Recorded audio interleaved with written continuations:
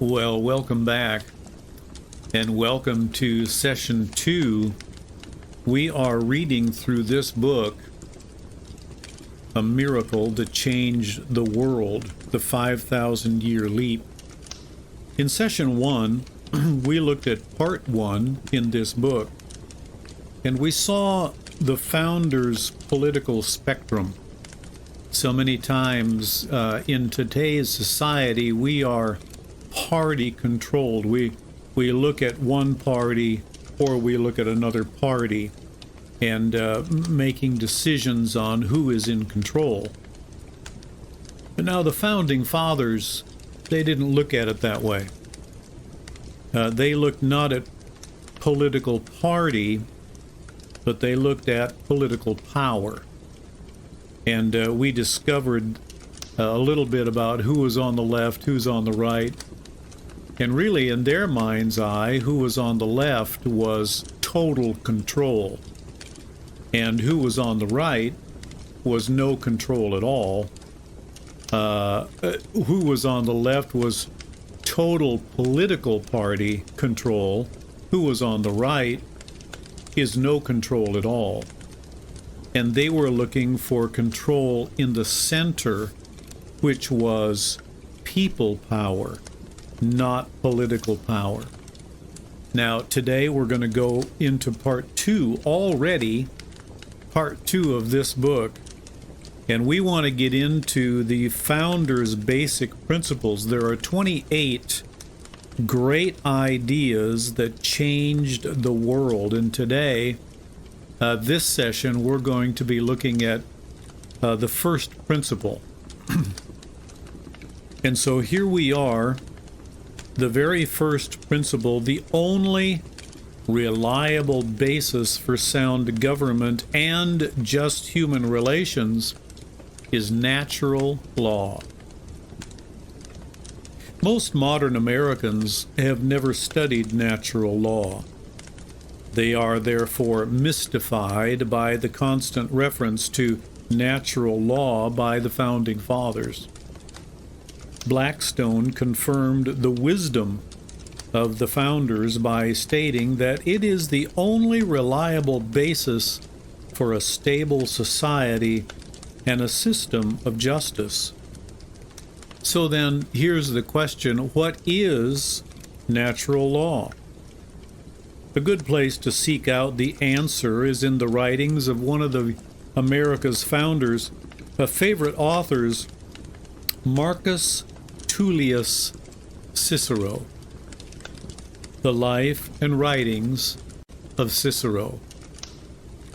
It was Cicero who cut sharply through the political astigmatism and philosophical errors of both Plato and Aristotle to discover the touchstone for good laws, sound government, and the long-range formula for happy human relations.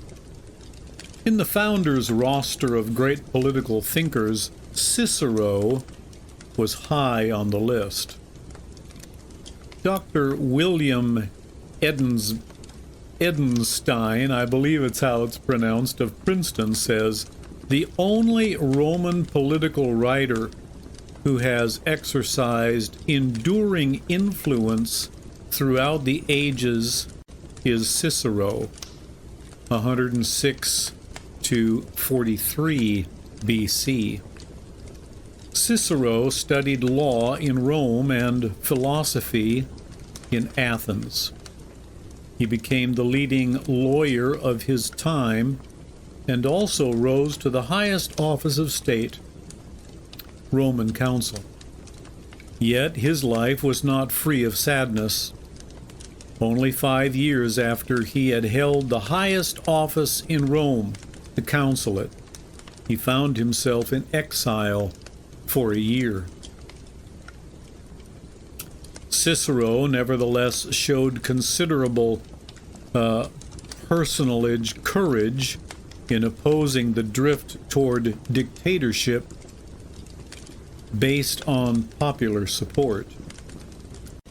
Caesar was assassinated in 44 BC, and a year later, in 43 BC, Cicero was murdered by the henchmen of Antony, a member of the triumvirate set up after Caesar's death. So, out of Cicero's maelstrom of turbulent experience with power politics, plus his intense study of all forms of political systems, he wrote his landmark book on the Republic and the laws. In these writings, Cicero projected the grandeur and promise of some future society based on natural law. The American founding fathers obviously shared a profound appreciation of Cicero's dream, because they envisioned just such a commonwealth of prosperity and justice for themselves in their posterity. They saw in Cicero's writings the necessary ingredients for their model society, which they eventually hoped to build. Cicero's fundamental principles. To Cicero, the building of a society on principles of natural law was nothing more nor less than recognizing and identifying the rules of right conduct with the laws of the supreme creator of the universe. History demonstrates that even in those nations sometimes described as pagan, there were sharp, penetrating minds like Cicero's, who reasoned their way through the labyrinths of natural phenomena to see behind the cosmic universe as well as the unfolding of their own lives. The brilliant intelligence of a supreme designer with an ongoing interest in both human and cosmic affairs. Cicero's compelling honesty led him to conclude that once the reality of the Creator is clearly identified in the mind, the only intelligent approach to government, justice, and human relations is in terms of the laws which the Supreme Creator has already established. The Creator's order of things is called natural law.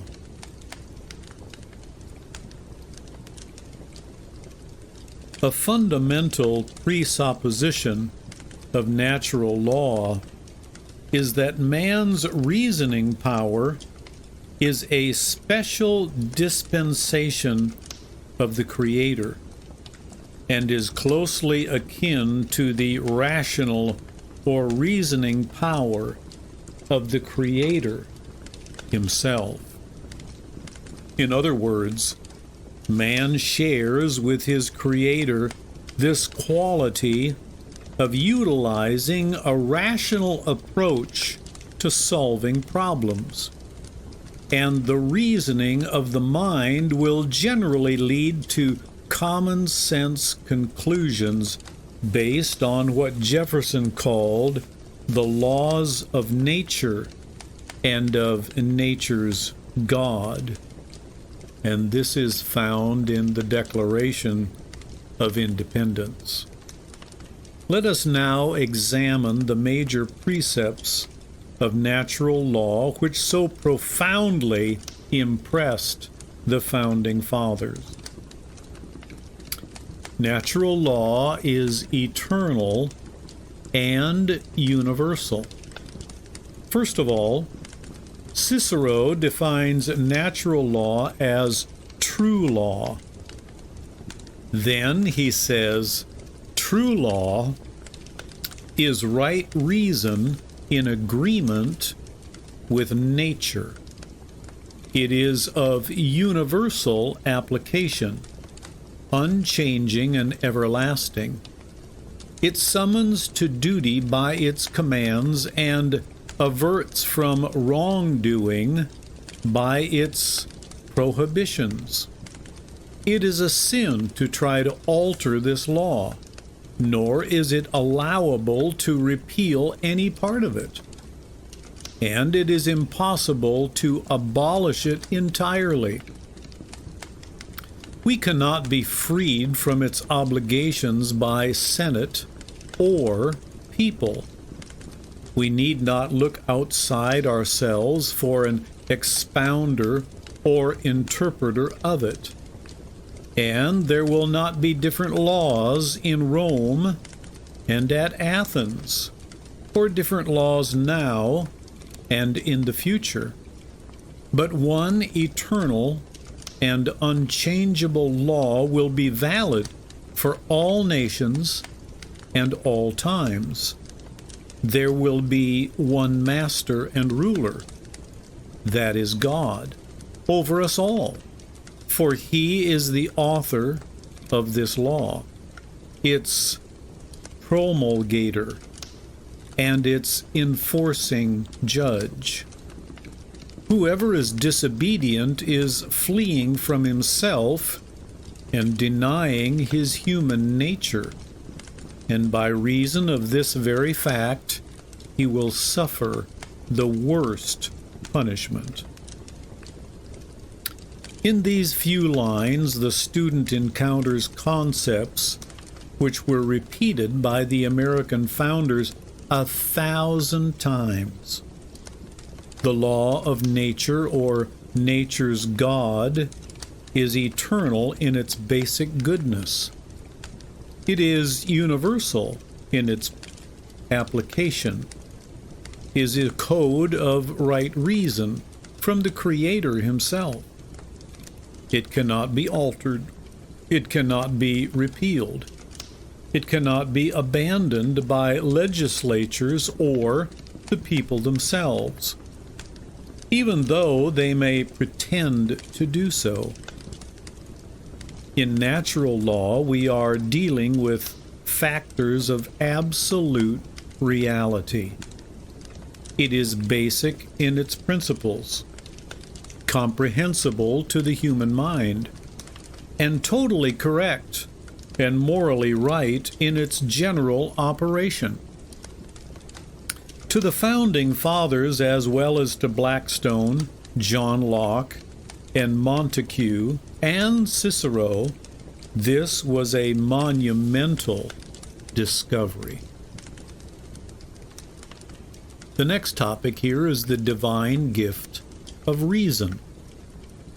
To Cicero, it was an obvious and remarkable thing that man had been endowed with a rich quality of mind that does not exist among other forms of life except in the most minuscule proportions. Between man and other creatures, there is a gigantic gap insofar as mental processes are concerned. Cicero, as well as the founders, viewed this as a special divine endowment from the Creator. Cicero wrote, "The animal which we call man, endowed with foresight and quick intelligence, complex, keen, possessing memory, full of reason and prudence, has been given a certain distinguished status by the supreme God who created him. For he is the only one among so many different kinds and varieties of living beings who has a share in reason and thought, while all the rest are deprived of it. But what is more divine? I will not say in man only, but in all heaven and earth, than reason. And reason, when it is full grown and perfected, is rightly called wisdom. Therefore, since there is nothing better than reason, and since it exists both in man and God, the first common possession of man and God is reason. But those who have reason in common must also have right reason in common. And since right reason is law, we must believe that men have law also in common with the gods. Therefore, those who share law must also share justice. And those who share these are to be regarded as members of the same commonwealth, if indeed they obey the same authorities and powers. This is true in a far greater degree. But as a matter of fact, they do obey this celestial system, the divine mind, and the God of transcendent power. Hence, we must now conceive of this whole universe as one commonwealth of which both gods and men are members. No prophet of the Old Testament or the gospel teachers of the New Testament ever said it any better. The next topic. The first great commandment. Cicero had comprehended the magnificence of the first great commandment to love, respect, and obey the all-wise Creator. He put this precept in proper perspective by saying that God's law is right reason. When perfectly understood, it is called wisdom. When applied by government in regulating human relations, it is called justice. When people unite together in a covenant or compact under this law, they become a true commonwealth. And since they intend to administer their affairs under God's law, they belong to His commonwealth.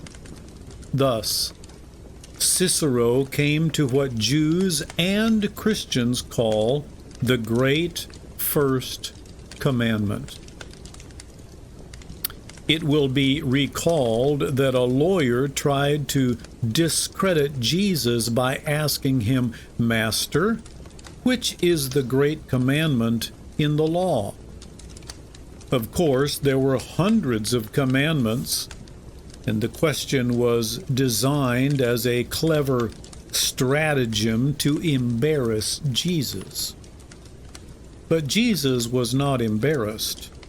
He simply replied, "Thou shalt love the Lord thy God with all thy heart, and with all thy soul, and with all thy mind. This is the first and great commandment." The lawyer was amazed by this astute and ready response from the Galilean carpenter. But Jesus was not through. He added, "And the second is like unto it. Thou shalt love thy neighbor as thyself. On these two commandments hang all the law and the prophets." And that's found in Matthew 22:36 through verse 40. The astonished lawyer simply replied, Well, Master, thou hast said the truth. Jesus had picked out what he considered to be the foremost commandment from Deuteronomy 6, 4, and 5, and then selected what he considered to be the second most important commandment, clear over in Leviticus 19 and verse number 18. The second great commandment. It's interesting that Cicero, without being either a Christian or a Jew, was able to discover the power and fundamental significance of obedience, not only to the first great commandment, but to the second as well. His great mind instinctively led him to comprehend the beauty and felicity of what Jesus had identified as the second great commandment. Thou shalt love thy neighbor as thyself. Dr. William Ebenstein commented on this rather fascinating insight among Cicero's writings by saying, and I quote, "There is another note, too, in Cicero that points forward toward Christianity rather than backward to Plato and Aristotle. Cicero's conscientiousness of love as a mighty social bond."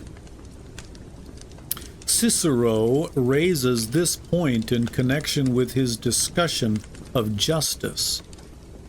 He points out that justice is impossible except under the principles of God's just law. For these virtues originate in our natural inclination to love our fellow men, and this is the foundation of justice. So, to Cicero, the glue which holds a body of human beings together in the commonwealth of a just society is love. Love of God, love of God's great law of justice, and love of one's fellow men, which provides the desire to promote true justice among mankind. The next topic. All mankind can be taught God's law or virtue. Cicero projected throughout his writings a particularly optimistic view of the potential improvement of human beings by teaching them the elements of virtue through education. He wrote, "Out of all the material of the philosopher's discussion, surely there comes nothing more valuable than the full realization that we are born for justice, and the right is based not upon men's opinions, but upon nature. This fact will immediately be plain if you once get a clear conception of man's fellowship and union with his fellow men. However, we may define man. A single definition will apply to all. This is a sufficient proof that there is no difference in kind between man and man. In fact, there is no human being of any race who, if he finds a guide, cannot attain to virtue. The next topic. Legislation in violation of God's natural law is a scourge to humanity.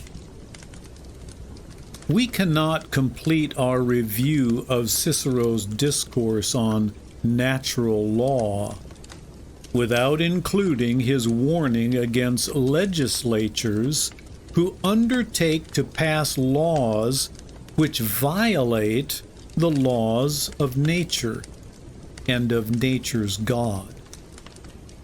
Cicero wrote, and I quote, "But the most foolish notion of all is the belief that everything is just which is found in the customs or laws of nations. What if the many deadly, the many pestilential statutes which nations put in force? These are no more deserved to be called laws than the rules of a band of robbers might pass in their assembly. For if ignorant and unskillful men have prescribed deadly poisons instead of healing drugs, these cannot possibly be called physicians' prescriptions. Neither in a nation can a statute of any sort be called a law, even though the nation, in spite of being a ruinous regulation, has accepted it." The next topic. All law should be measured against God's law. Cicero then set forth the means by which people may judge between good and evil laws. All laws must be measured by God's law, which is described by Cicero as follows: "Therefore, law of the Creator is the distinction between things just and unjust, made in agreement with that primal and most ancient of all things, nature. And in conformity to nature's standard are framed those human laws which inflict punishment upon the wicked and protect the good." Cicero also emphasizes that the essence of an evil law cannot be mended through ratification by the legislature or by popular acclaim. Justice can never be expected from laws arbitrarily passed in violation of standards set up under the laws of nature or the laws of the Creator. Here is his argument. "But if the principles of justice were founded on the degrees of peoples, the edicts of princes, or the decisions of judges, then justice would sanction robbery and adultery and forgery of wills, in case these acts were approved by the votes or decrees of the populace. But if so great a power belongs to the decisions and degrees of fools that the laws of nature can be changed by their votes, then why do they not ordain that which is bad? And manifold shall be considered good and sedultory? Or if a law can make justice injustice, can it also make good out of bad?" The next topic. Cicero's conclusion. It was clear to Cicero, as he came toward the close of his life, that men must eliminate the depravity that had lodged itself in society. He felt they must return to the high road of natural law. They must pledge obedience to the mandates of a loving and concerned Creator.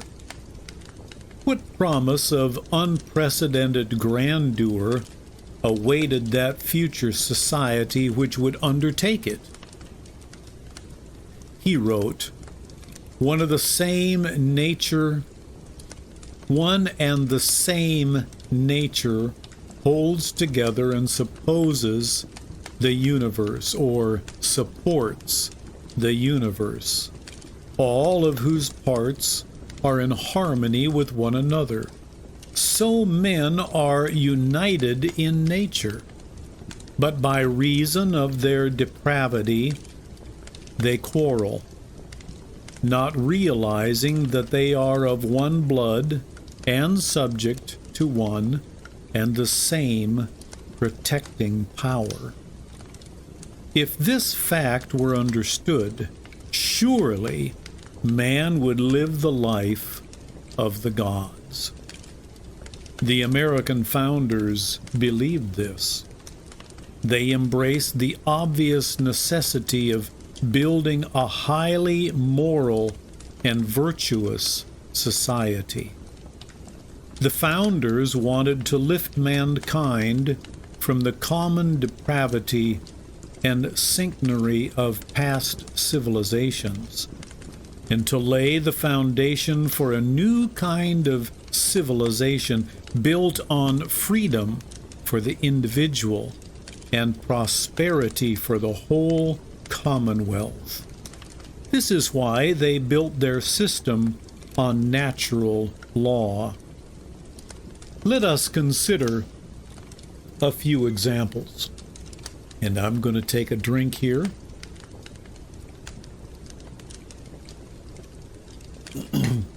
And let us consider some of these examples. Here are some examples of natural law, and many of these that I'm going to be reading we will cover more in detail in further chapters. Examples of natural law. It may be surprising, even in Americans, to discover how much of their Constitution and their lifestyle is based on principles of natural law. For example, the concept of unalienable rights is based on natural law.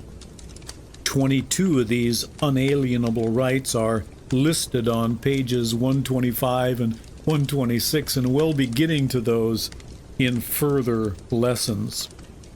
The concept of unalienable duties is based on natural law.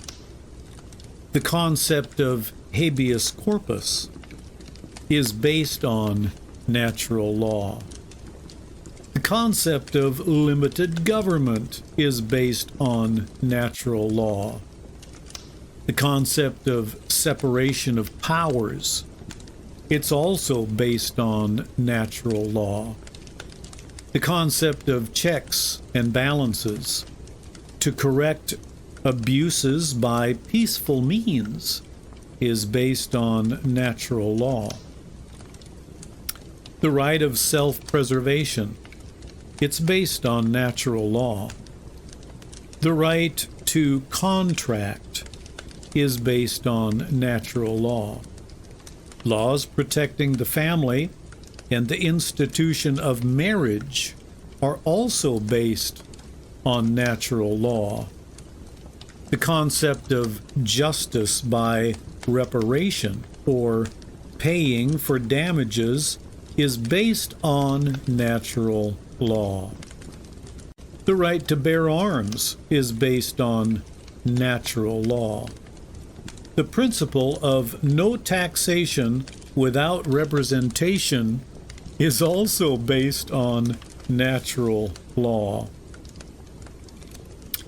These few examples will illustrate how extensively the entire American constitutional system is grounded in natural law. In fact, Natural law is the foundation and encompassing framework for everything we have come to call people's law. This is precisely what Thomas Jefferson was talking about when he wrote in the Declaration of Independence, and I quote, "We hold these truths to be self-evident, that all men are created equal, that they are endowed by their Creator with certain unalienable rights, that among these are life, liberty, and the pursuit of happiness." These well-remembered phrases from America's initial Charter of Liberty are all primary presuppositions under the principles of natural law. Now, having covered the highlights of the Founder's first fundamental precepts, let us proceed to the second.